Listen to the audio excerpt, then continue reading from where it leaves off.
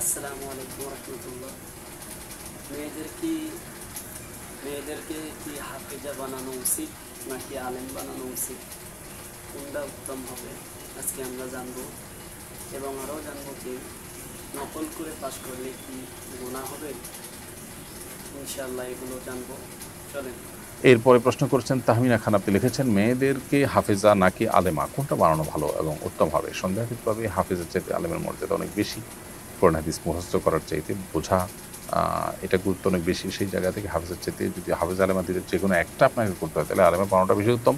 তবে দুইটা যদি করার সুযোগ থাকে সেটা অবশ্যই ভালো এবং সবচেয়ে উত্তম, সেটা বলার অপেক্ষা রাখে না। মনির হোসেন, আপনি লিখেছেন আমি মাধ্যমিক পরীক্ষা নকল করেছি, এখন আমার কি পাবলিক বিশ্ববিদ্যালয়ে পড়া হারাম হবে নাকি মাধ্যমিক পরীক্ষা আবার দিতে হবে? ভাই মনির হোসেন, যদি আপনি নকল করে পাশ করে থাকেন তো সেজন্য আপনি গুনাহ করেছেন, আল্লাহর কাছে তওবা করতে হবে, ইস্তেগফার করতে হবে। আহ, তবে যথাযথ প্রক্রিয়া আপনি অংশগ্রহণ করেছেন, করে পাবলিক পরীক্ষা বিশ্ববিদ্যালয়ে আপনি ভর্তি হয়েছেন, তো সেটা হারাম হবে না আপনার জন্য আগের পরীক্ষা নকল করার কারণে।